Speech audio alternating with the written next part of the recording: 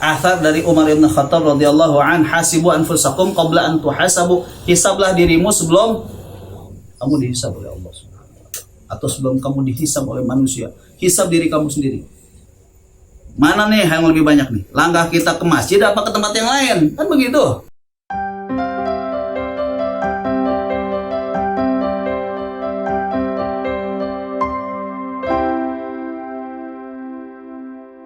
Bismillahirrahmanirrahim. Assalamualaikum warahmatullahi wabarakatuh.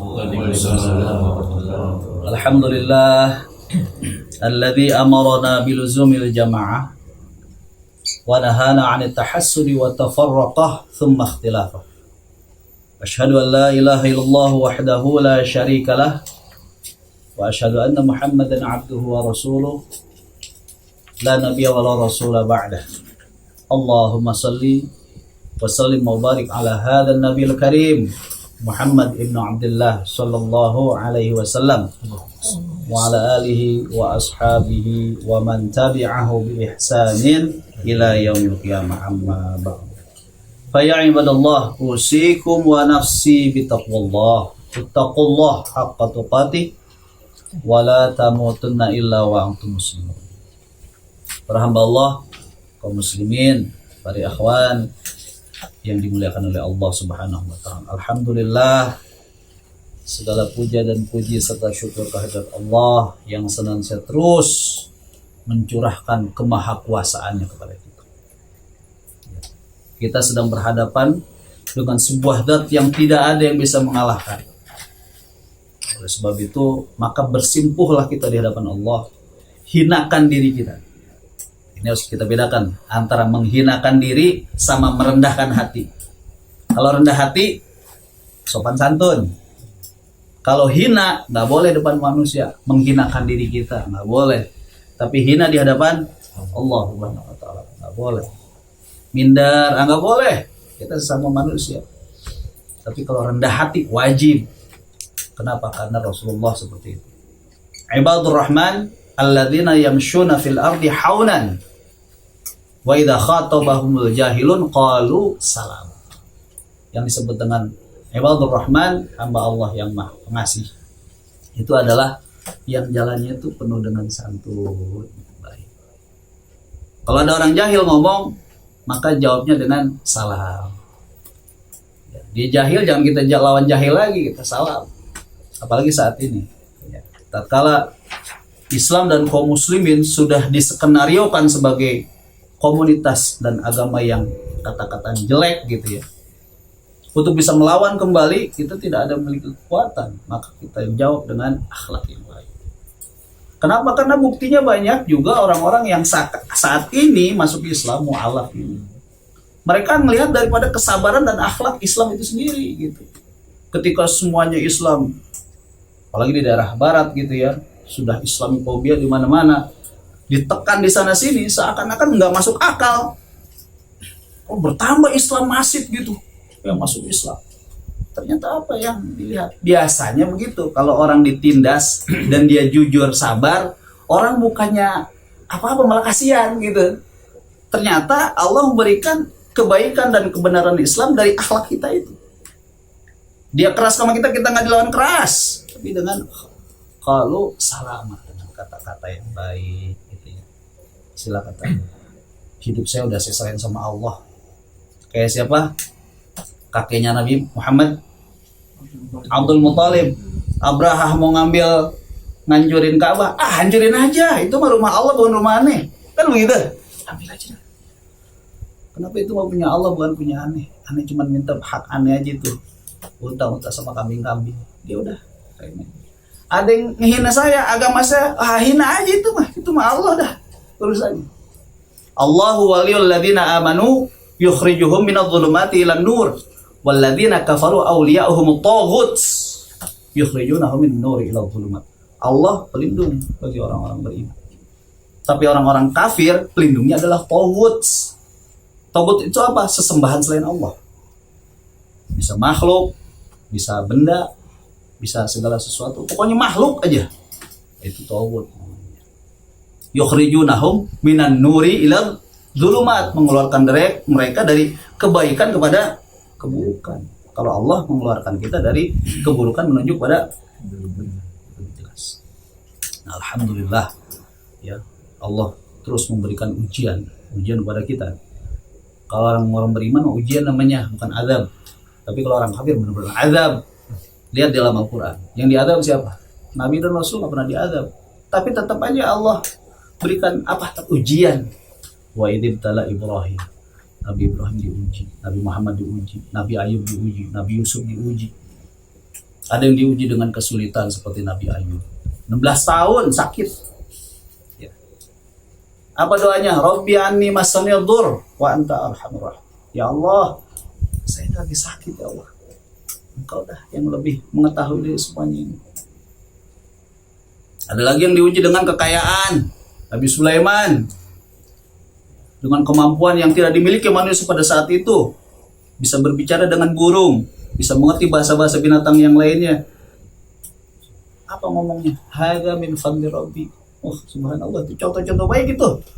Orang kaya, jago, hebat, nggak ada yang bisa. Kan gitu doanya Nabi Sulaiman. Ya Allah, berikan sebuah kerajaan yang tidak diberikan pada yang lain, hanya saya saja. Udah sebegitu hebatnya, pasukannya tinggal memerintahkan angin, berangkat gitu kan. Nggak ada sekarang. Bukan manusia doang dia pasukannya, binatang, jin, setan semua tunduk Nabi Sulaiman. Hadza min fadli rabbi liyabluwani ashkuru am akfur. Ini keutamaan dari Tuhanku ya Allah. Liyabluwani, mengujiku apakah aku ini bertambah syukur atau kufur. Ketawaduan para nabi kayak gitu ujiannya. Nabi Yusuf juga seperti itu. Dari kecil udah dibuang. Ya, Allah berikan apa? Tempat yang mulia di sebuah negara. Seorang bendaharawan negara Mesir, dan juga memiliki ilmu yang tidak dimiliki orang pada saat itu, yaitu ilmu takwil. Gitu. Masuk di penjara. Akhirnya ada 2 orang yang minta ditakwilkan. Takwilnya apa? Orang yang pertama, saya bermimpi nih, saya memeras anggur. Yang kedua, saya bermimpi nih, waalaikumsalam warahmatullahi wabarakatuh. Saya bermimpi nih bahwa di atas kepala saya ada sebuah roti yang sudah dimakan oleh burung sparrow. Takwilkan oleh Nabi Yusuf bahwa orang yang memeras anggur itu adalah nanti orang yang selamat, yang nantinya dia bakalan menjadi seorang pelayan yang akan membawakan anggur ke majikannya. Dan orang yang tadi yang membawa roti di atas kepalanya dimakan sparrow, itu adalah orang yang nanti bahkan disalib dan kepalanya dimakan oleh burung sparrow. Terjadi itu. Nah, Nabi Yusuf itu mengirimkan pesan nih sama orang yang selamat. Nanti kamu kalau sudah keluar dari penjara ini, kasih tahu tentang saya ini bagaimana. Bahwa saya ini tidak seperti yang kalian perkirakan orang yang buruk yang di penjara itu. Saya ini seperti ini. Ternyata orang itu lupa tuh, pas keluar lupa dia udah. Sampai akhirnya raja mimpi lagi. Apa raja mimpinya? Bermimpi bahwa dalam mimpinya ada sapi gemuk 7 dan sapi kurus dimakan oleh sapi yang kurus 7. Dan juga ada 7 gandum yang hijau dan 7 gandum yang kering. Nah, orang ini tahu nih, pas raja lagi bermimpi seperti itu, wah, ada orang yang dulu bisa menawilkan mimpi. Siapa? Langsung datang ke penjara. Wahai Yusuf, orang yang baik, ini raja nih mimpi nih, takwilkan tolong. Akhirnya ditakwilkan bahwa kalian harus bercocok tanam selama 7 tahun. Kenapa? Karena nanti akan datang masa paceklik selama 7 tahun. Kalau kamu mau selamat dari peristiwa itu, maka gandum-gandum itu jangan digiling semuanya. Habis diambilin jadi giling, ambil aja seperlunya untuk dimakan. Akhirnya diterima. Kenapa? Karena raja sebelumnya minta kepada para penasihat, gimana nih, saya punya mimpi seperti ini nih. Gitu ya. Nggak ada yang bisa. Nabi Yusuf yang bisa. Sampai akhirnya dengan keahliannya Nabi Yusuf itu, Nabi Yusuf diangkat. Diangkat menjadi seorang pemimpin perbendaharaan di negara Mesir. Apa doanya? Ya fatiras samawati wal ard anta wali fid dunya wal akhirah tawaffani musliman wa alhiqni bis shalihin. Doa seorang nabi yang Allah berikan keluar biasaan. Nggak ada orang yang bisa mentakwilkan pada saat itu. Dengan ketawaduannya diingat masih sama Allah. Ya fatiras samawati, wahai Allah yang mengcreate samawati wal ard, yang menciptakan langit dan bumi. Anta wali fid dunya wal akhirah. Engkau adalah pelindungku dunia dan akhirat. Tawaffani musliman wa alhiqni bis shalihin. Wafatkanlah aku dalam keadaan muslim, dalam keadaan berserah diri kepadanya. Wa alhiqni bis shalihin, dan pertemukanlah aku, kumpulkanlah aku bersama orang-orang yang saleh. Luar biasa. Ujian Nabi yang susah, ujian Nabi yang hebat, tapi tetap aja semuanya pada Allah Subhanahu wa taala. Nabi mah begitu, ujiannya bukan azab. Orang kafir mah azab. Walaupun dia itu dalam keadaan senang, dalam keadaan susah, udah kafir mah, udah. Surat Al-Bayyinah. Innal ladzina kafaru min ahlil kitab wal musyrikin fi nari jahannam. Nah, kita bukan azab, kita beriman kepada Allah.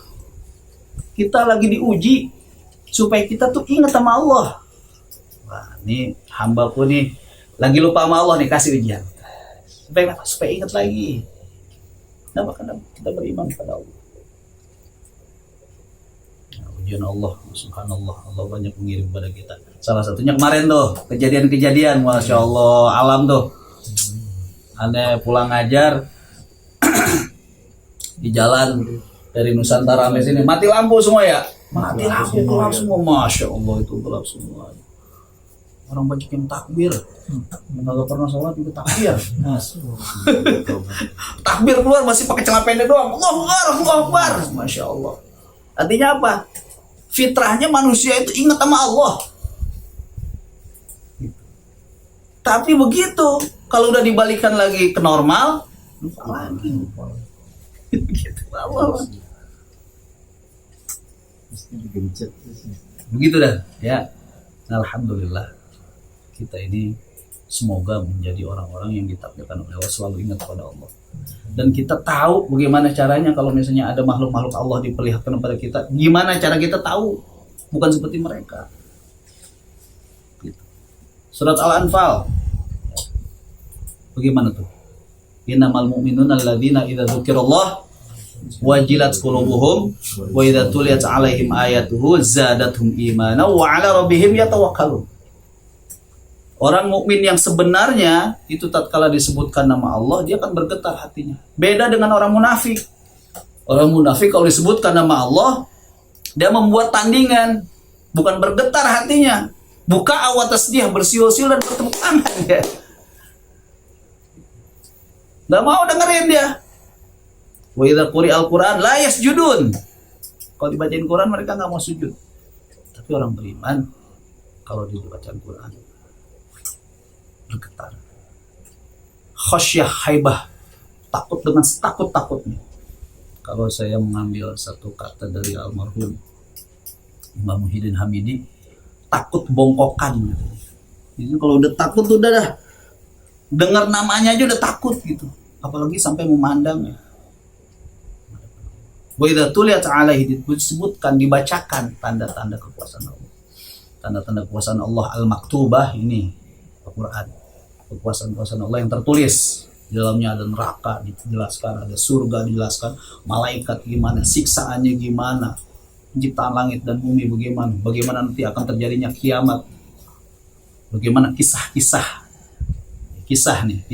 yang baik dan benar dalam Al-Quran. Jadi bukan cerita, bukan dongeng, tapi kisah. Ahsanal qasas, sebaik-baik kisah. Makanya Allah Subhanahu wa taala memerintahkan kepada Nabi, faqsusil qasas la'allahum yatafakkarun. Ceritakan wahai Muhammad kisah-kisah dalam Al-Qur'an ini kepada mereka agar mereka berfikir. Semua manusia itu agar berfikir, kisah-kisah para nabi dan rasul. Kalau misalnya ada orang yang kaya jangan sombong. Kenapa? Loh, nabi ada yang kaya enggak sombong kayak lu. Begitu. Kalau ada yang sakit jangan merasa kamu yang paling sakit. No, ada nabi 16 tahun. Nabi siapa? Ayub. Kalau disiksa kesakitan jangan merasa jadi Dengan kisah-kisah para nabi itulah kita jadi mau gitu hasanah. Oh, kita jadi belajar. Iya, iya. Orang soleh mah kalau diuji seperti itu, kita ittiba, kita ngikutin dia. Punya harta agak sombong. Ketika diuji kita jangan merasa paling orang yang paling hina lah, paling sakit. Masih pak sosok. Nah, semuanya itu agar kita menjadi orang yang bertakwa kepada Allah Subhanahu wa taala. Para hamba Allah, Nabi Muhammad SAW itu adalah seorang hamba Allah yang dipilih oleh Allah Subhanahu wa taala, sangat sayang kepada umatnya, sangat peduli kepada umatnya, sampai-sampai setiap nabi itu doanya diijabah. Kulli da'watil li nabi makbul gitu ya. Dakwanya itu diijabah. Sampai Nabi mohon kepada Allah, ya Allah, tinggalkan satu doa nanti pada yaumul qiyamah. Agar apa? Agar aku bisa memberikan syafaat kepada umatku. Ini pedulinya nih Nabi sama kita. Ketika manusia semuanya datang, waalaikumsalam warahmatullahi wabarakatuh. Betul lah, manusia datang nanti pada yaumul qiyamah, yasudun. Mereka datang semuanya berbondong-bondong, meminta syafaat kepada para nabi. Datang kepada Nabi Adam, ya Nabi Allah, isfa'lana ila rabbik.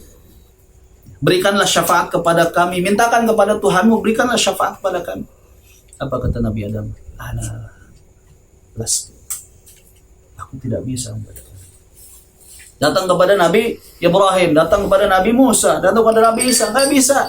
Lastulaha, aku nggak bisa memberikan syafaat. Ketika kepada Nabi Muhammad, analah, saya yang bisa. Beruntung kita nih punya Nabi kayak begitu. Ya.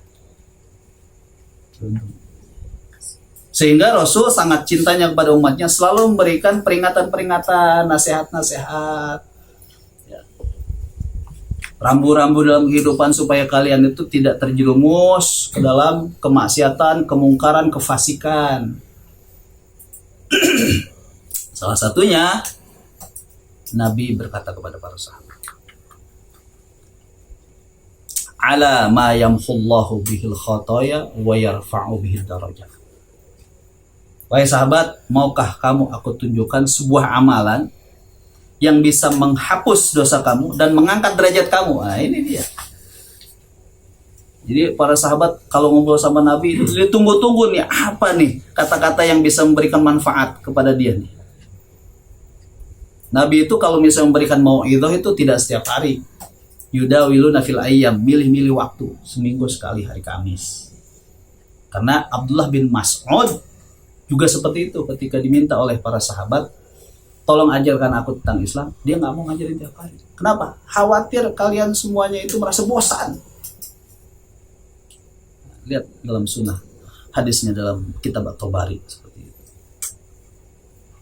Hari Kamis ngumpul baru ngisi mau'idhah hasanah. Ya. Nah, jadi belajar Nabi semuanya, belajar pada Nabi, ngumpul. Nabi kata bilang, mau nggak kamu aku tunjukkan sebuah amalan yang akan menghapus dosa dan mengangkat derajat? Kata, tentu bala ya Rasulullah, tentu ya Rasulullah. Siapa yang nggak mau? Semua manusia punya kesalahan, termasuk para nabi juga punya kesalahan, tapi yang bersifat manusiawi. Nabi nggak ada kesalahan. Yang dimaksud dengan maksum itu adalah imannya nggak pernah salah, tapi selaku manusia banyak dalam Al-Quran juga diturunkan berkaitan dengan kesalahan Nabi. Salah satunya apa? Surat apa? Abasa wa tawalla an ja'ala ama wa ma yudrika la'allahu yazakka. Ditegur Nabi oleh Allah Subhanahu wa taala. Kenapa? Karena ketika ada seorang yang datang ke Nabi, Nabi bermuka masam dan berpaling. Kenapa Nabi demikian? Ada alasannya. Karena Nabi ketika itu akan kedatangan tamu-tamu orang Quraisy yang akan bertanya tentang Islam. Nabi udah siap-siap nih, orang penting yang datang nih. Tapi ternyata yang datang adalah Abdullah ibn Umi Maktum, orang buta, orang miskin.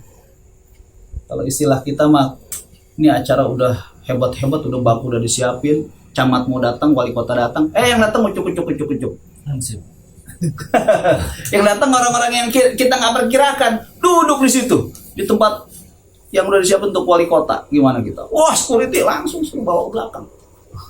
Pasti kalau kita begitu, wah, bikin rusak pemandangan misalnya gitu. Nah, kalau Nabi bermuka masam dan berpaling, Masya Allah, ditegur oleh Allah. Engkau bermukaabatan dan berpaling dikarenakan engkau mengharapkan ada orang yang lebih mulia. Ketika ada orang buta datang, kamu malah begitu ditegur. Ayah Rasulullah ya sangat sedih ya, sangat nyesal. Sehingga suatu ketika dia ketemu Abdullah bin Maktum, Nabi itu dipeluk oleh Rasulullah Abdullah bin Maktum. Dikarenakan orang inilah katanya aku sampai ditegur oleh Allah Subhanahu wa taala. Masya Allah. Ini selaku manusia. Pernah Nabi juga mengharamkan madu juga buat gitu. Tapi keimanannya Nabi nggak pernah syirik. Nah kalau kita bisa jadi seperti itu, diuji oleh Allah dengan kemiskinan, diuji dengan Allah dengan penyakit, apalagi penyakit nih ya. Kata Rasulullah, orang sakit itu keimanannya setipis daun bawang katanya, gampang rusak, gampang robek. Kenapa? Karena ketika orang sakit itu pengen sembuh. Nah ketika pengen sembuh, apapun cara bisa dilakukan oleh dia. Jangankan yang hal haram pun dilakukan. Kenapa? Yang penting halal, yang penting sehat. Bisa rusak ya keimanannya. Nah sekarang nih, ujian Allah. Katakanlah makhluknya ada sebuah virus yang kita nggak bisa ngelihat, tapi ada buktinya. Bener enggak? Wallahu alam. Itu semua kekuasaan Allah. Seakan-akan orang udah jumawa banget deh kalau dari vaksin udah sehat. Udah vaksin berapa kali? 2 kali, 3 kali udah sehat, mana-mana nggak pakai masker. Misalnya gitu ya. Syirik itu terus terang. Udah vaksin sehat, mana-mana enggak. Tapi ternyata surat vaksin juga ditolak. Kita naik apa-apa juga bakal ditolak. Masya Allah. Ini diuji keimanan kita ini. Gitu ya. Nah kata Rasulullah, amalan yang akan bisa menghapus itu pertama adalah kathratul khuta ilal masjid.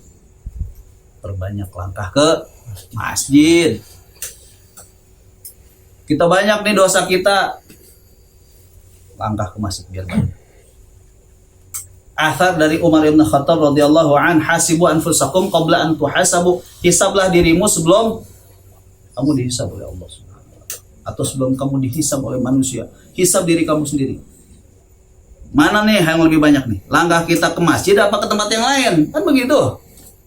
Ke masjid mah udah dipatok nih. Sehari 5 kali. Jangan dikurangin dah tuh. Caranya ada yang jalan kaki lebih afdol kata Rasulullah. Pakai kendaraan juga nggak apa-apa karena Rasulullah ke Masjid Kuba juga naik onta. Tapi ada sahabat yang kokoh. Ketika datang ke masjid, tumbanya jauh, berkilo-kilo. Sampai-sampai Rasulullah, kenapa nggak pakai untanya? Saya nggak mau pakai unta. Saya supaya terhitung langkah-langkah saya. Maka turunlah, inna nahnu nuhyil mauta wa naktubu ma qaddamu wa atharuhum. Surat apa tuh? Yasin. Nah, ditulis langkah-langkahnya. Boleh pakai jalan kaki juga, boleh pakai kendaraan juga. Kalau misalnya lagi semangat jalan kaki. Tapi kalau misalnya lagi capek gitu, pakai motor nggak apa-apa. Perbanyak langkah ke masjid. Kenapa? Kalau orang sudah hatinya tertambat dengan masjid, janji Rasulullah, Allah akan memberikan naungan. Di mana tidak ada naungan pada saat itu kecuali naungan Allah. Itu termasuk daripada 7 kelompok. Sab'atun yudhilluhumullahu la dhilla illa dhilluh. Ada 7 kelompok nanti pada yaumul qiyamah yang akan mendapatkan naungan dari Allah. Yang pada saat itu tidak ada naungan kecuali naungan Allah. Rajulun muta'alikun qalbahu fil masajid. Orang yang hatinya tertambat dengan masjid.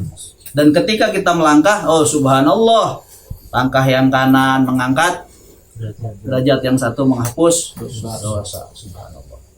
Makanya kadang-kadang bersyukurlah ikhwan yang punya istiqomah ke masjid, rumahnya jauh.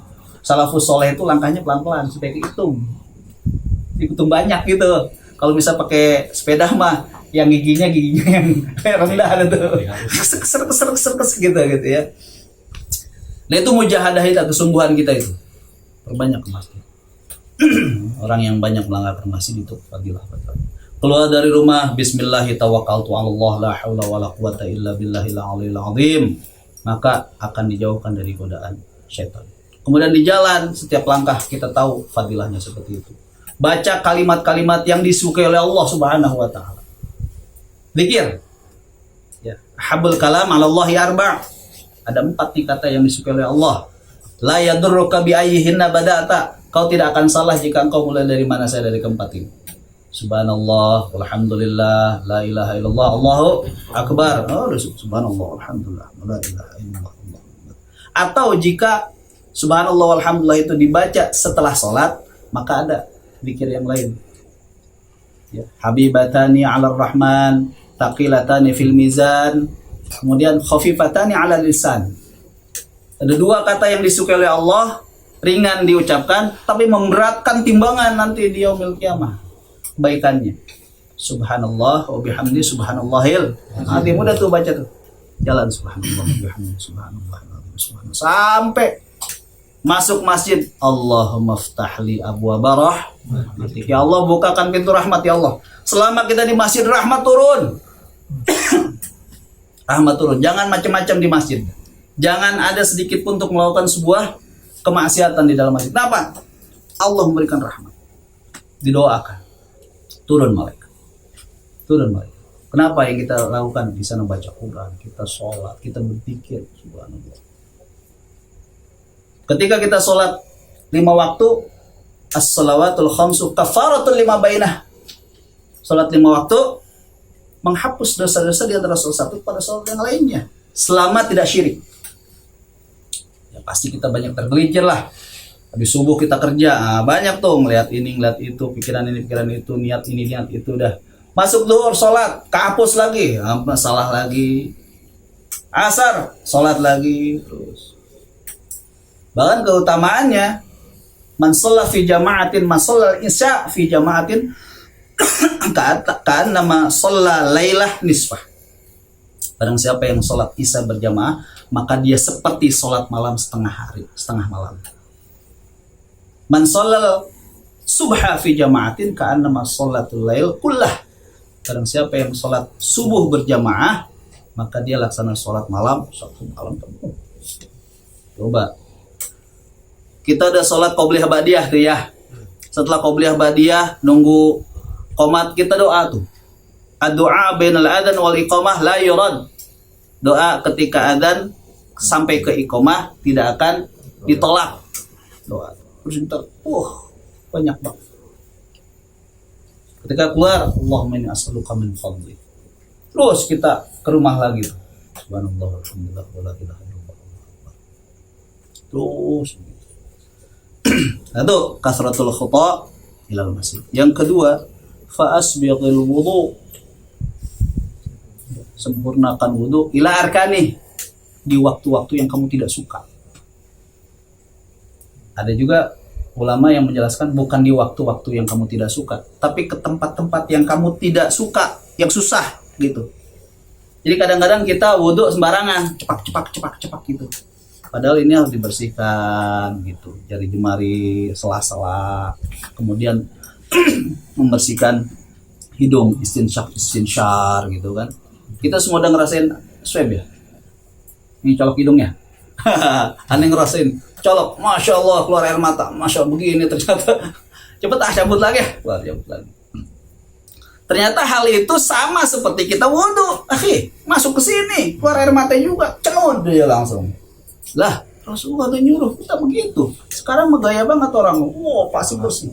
Katanya kalau dicolok sampai ke tempat yang ada di sini nih, virus corona nih.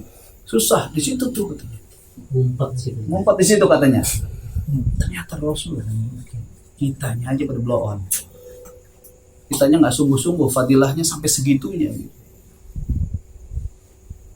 Pensan dalam Al-Quran disebut kullu naba'in mustaqarrun fasawfa ta'lamun. Setiap yang dikabarkan di dalam Al-Quran itu pasti akan terjadi. Kamu pasti akan mengetahuinya. Kita nggak tahu aja. Malah yang menemukan bukan orang-orang Islam gitu.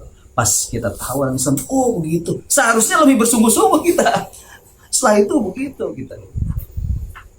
Dan ketika kita wudhu kan, kita mencuci tangan. Ketika kita cuci tangan, maka akan terhapuslah dosa-dosa yang dilakukan oleh tangan kita. Ila akhir qatril ma, sampai tetesan air wudhu kita yang terakhir. Ketika menyuci muka kita, maka terhapus semua dosa-dosa yang berasal dari muka kita. Sampai tetesan air terakhir. Subhanallah. Bersih. Fa'asbihul wudu. Dan ada juga ulama yang menjelaskan bahwa sempurnakan wudhu ketika waktu yang tidak disukai. Kapan waktu itu disukai? Subuh. Orang Arab subuh mau, subhanallah dingin benar, akhi. Antum yang udah pernah ke sana, Amir. Masya Allah itu dingin. Itu zaman sekarang. Zaman dulu mungkin, kalau zaman sekarang kan udah banyak bangunan tuh tinggi-tinggi. Angin masih keblok sama bangunan-bangunan tinggi. Zaman dulu nggak ada yang tinggi-tinggi seperti itu. Bisa jadi kalau kita hidup pada masa Nabi, wudhu waktu subuh, ya tadi itu cipak-cipik. Kenapa? Dingin. Makanya kata Rasulullah, sempurnakan di waktu yang kamu. Walaupun dingin disempurnakan. Aneh ketika di tanah haram, masuk hotel, keluar hotel, masuk masjid, keluar masjid. Tahu mimisan, nggak kuat. Dingin ya Allah, dingin banget. Kalau misalnya mandi pakai air hangat terus. Kalau misalnya panas ya panas banget gitu. Miniatur.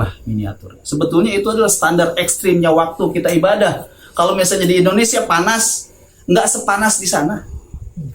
Kalau misalnya di Indonesia dingin, nggak sedingin di sana, gitu. Melihat perih.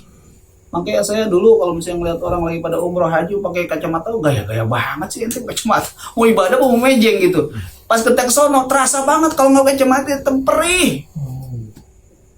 Ujiannya kayak gitu. Pasnya. Yang ketiga, intidhari sholah ba'da sholat. Menunggu waktu sholat kepada sholat selanjutnya. Bayangin. Biasanya maghrib sama isya tuh nggak kemana-mana ya. Cuma kalau misalnya ada keperluan ya keluar nggak apa-apa. Artinya begini, kita nggak mungkin sekarang mah. Kenapa? Karena kita punya kesibukan. Zaman dulu emang Rasul bisa jadi karena sahabat-sahabat banyak yang jadi ahlu sufah yang ada di emperan masjid, ya kan, orang-orang muhajirin yang orang-orang miskin semuanya pada di situ. Nabi minum susu, dia minum susu, Nabi nggak minum, jadi nggak minum juga, ikutin Nabi aja, nungguin di situ dia, zuhur ke isya ke maghrib terus. Nah ini juga disebut dengan ribat, dalikumur ribat kata Rasulullah. Hadis ini dinukil oleh Ibnu Katsir ketika menjelaskan surat Ali Imran ayat terakhir. Ayat terakhir apa yang apa? Ya ayyuhalladzina amanu sabiru wasabiru warabitu wattaqullaha la'allakum tuflihun. Wahai orang-orang beriman, bersabarlah kalian semuanya. Bersabar dari apa? Dari kewajiban dan larangan Allah. Sabar. Kenapa? Karena perintah dan larangan Allah akan senantiasa bertentangan dengan hawa nafsu kita. Buktinya, sholat. Lagi enak-enak tidur, suruh bangun, suruh sujud. Enak-enak kerja siang, suruh sujud. Enak-enak mau pulang asar, suruh sujud. Sampai rumah udah capek, suruh sujud lagi. Mau tidur udah mandi, suruh sujud lagi. Kewajiban gak boleh ditinggal. Sholat mah gak boleh ditinggal. Kapan boleh ninggalinnya? Kalau udah mati baru boleh tinggalin sholat. Bukan sholat, disolatin. Kewajiban puasa nggak boleh tinggalin, tapi caranya fleksibel. Wa in kuntum mardo aw ala safarin fa'iddatum min ayyamin ukhar. Kalau perjalanan sakit boleh lakukan kapan-kapan juga boleh, yang penting dilakukan. Gitu. Inti dari sholat pada sholat. Berarti orang ini mengutamakan waktu sholat. Sholat itu kan kalau kita dengar muadzin tuh hayyalas shalah hayyalal falah. Mari kita sholat dan mari kita menjadi orang yang beruntung, meraih keuntungan. Jadi dia nunggu-nunggu satu hari itu ada 5 waktu yang bisa menguntungkan dia. Udah yakin dia nih waktu untung. Kan dalam surat Jum'ah gitu. Wadarul bai', tinggalkan jual beli. Qul ma indallahi khairun minal laghwi wa minat tijarah. Katakan Muhammad bahwa sesuatu yang ada di sisi Allah itu lebih baik daripada permainan dan tijarah, bisnis, kata gitu. Bayangin, bisnis tinggalin, semuanya tinggalin. Kenapa? Karena pada saat itu Rasulullah berada di atas mimbar, sahabat udah nungguin, ternyata ada si pedagang dari Yaman bawa unta nurunin dagangannya, ditinggal Rasulullah, tinggal ada 12 orang sebaris. Turun ayat itu. Ya ayyuhalladzina amanu idza nudiya ilas shalah yaumil jumu'ah fas'au ila dzikrillah. Udah cepet-cepet dah kalau udah salat Jumat, udah cepet tinggalin. Wa dzarul bai'. Tinggalkan jual beli semuanya. Nah, jadi intidharis shalah pada shalah. Jadi pertama apa tuh? Kasratul khutha ilal masjid. Perbanyaklah langkah kita ke masjid. Yang kedua, sempurnakan wudu. Asbighal wudu. Yang ketiga, intidharis shalah ba'da shalah. 3 amalan itu yang bisa menghapuskan seluruh dosa kita dan mengangkat derajat kita di sisi Allah Subhanahu wa taala. Alhamdulillah, itu saja yang dapat saya sampaikan. Semoga Allah memberikan keberkahan kepada saya khususnya, kepada antum semuanya. Semoga Allah memberikan keistiqomahan untuk memperibadatinya walaupun di tengah ujian yang begitu hebat. Ujian dari diri kita, malas, ujian dari orang-orang kita, di samping sekitar kita, ada yang mungkin beranggapan yang kurang baik buat kita. Sabar kita. Rasul mengatakan al-mu'minul ladzi yukhalitun nas wa yasbiru ala adaihim khairun minal ladzi la yukhalitun nas wa la yasbiru ala adaihim. Orang yang berbaur, yang bersosialisasi, ya, yang beramah tamah, yang suka nanya-nanya, membantu orang yang ada sekitarnya, itu lebih baik. Dan dia juga bersabar atas gangguannya, itu lebih baik orang mukmin tuh, kata Rasulullah. Bila dibandingkan dengan orang muslim tapi tidak bersosialisasi, eksklusif, tutup diri, orang paling benar ngakunya, orang paling beriman, yang lain semuanya kafir. Ya. Dan juga tidak bersabar atas gangguannya. Kita ini gangguan-gangguan ini, sholat misalnya. Ilmu yang kita tahu dan kita anggap sahih, itu sholat misalnya apa? Rapat, lurus, bacaannya imam harus bagus. Ternyata sopnya nggak lurus, sopnya nggak rapat, imamnya bacanya. Sabar kita. Kenapa? Kebaikan buat dia, keburukan buat dia. Yang penting mah kita niatnya karena Allah Subhanahu wa taala. Jadi jangan tinggalkan. Wah, di sana mah alirannya beda. Sholat di sana nggak apa-apa. Nggak apa-apa. Selama tidak syirik. Kecuali memang udah kelihatan dah, maaf kayak Syiah. Jangan dah. Kalau istilahnya masih beda-beda pemahaman dikit mah. Tapi kalau misalnya sampai mencaci maki sahabat yang dianggap mulia oleh Rasulullah, itu udah keluar daripada kebenaran. Garis merahnya udah nggak kena itu. Nah, itu aja para Allah. Barakallahu fikum. Assalamualaikum warahmatullahi wabarakatuh. Waalaikumsalam.